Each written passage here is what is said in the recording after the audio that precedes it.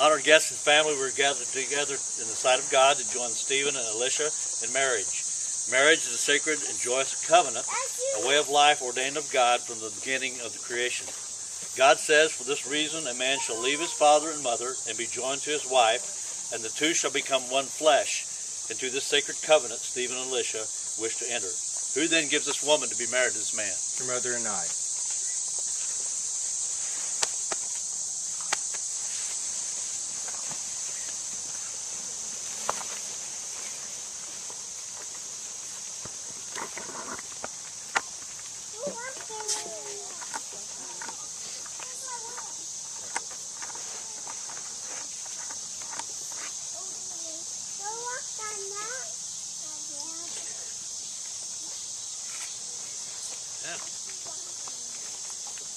Being made in the image of the triune God, the male was not complete when he was alone. So God created the perfect complement for the male, the female. She was to be his life's companion, his co-laborer in fulfilling God's purpose. At that time of innocence, God instituted the state of matrimony between the first man and the first woman, Adam and Eve.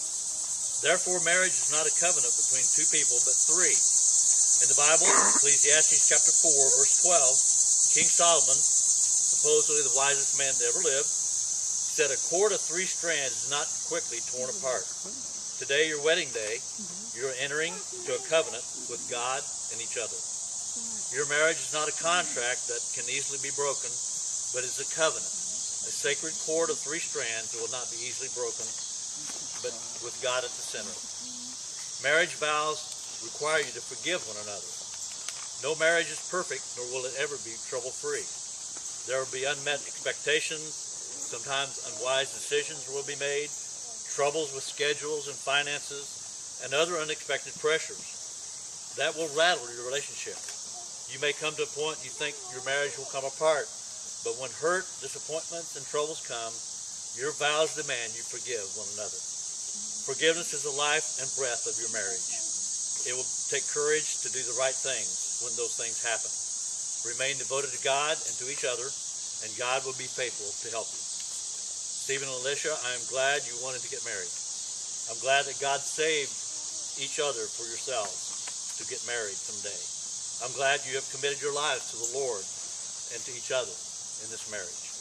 Commitment to each other is the glue that will make your marriage stick together. Love is kind of up and down, up and down. So it's not a good constant, but commitment is. Love is the rope that ties all the other virtues together, because your actions toward each other spring from your heart.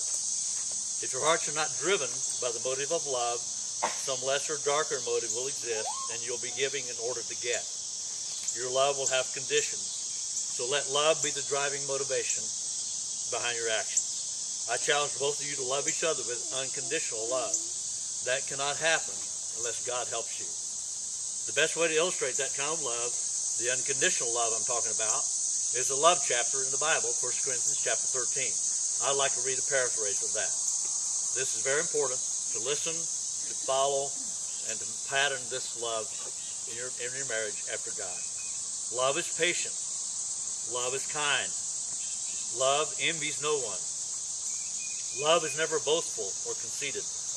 Love is not rude or selfish, or quick to take offense. Love keeps no score of wrongs. Love does not gloat of the other person's wrongs, but delights in truth. There is no limit to love, faith, hope, and endurance. Love never comes to an end. There are three things that last forever: faith, hope, and love, but the greatest of these is love.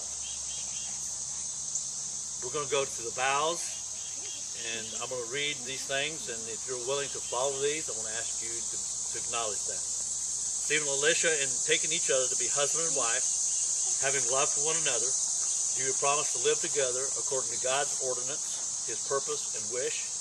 Do you promise to listen to each other as you share your innermost thoughts? Will you be kind and considerate and help each other and support each other?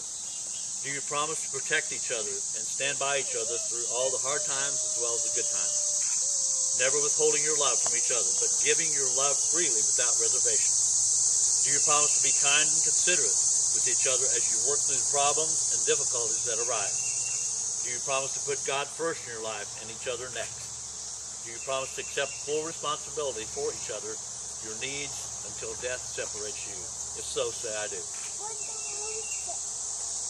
Now the ring ceremony.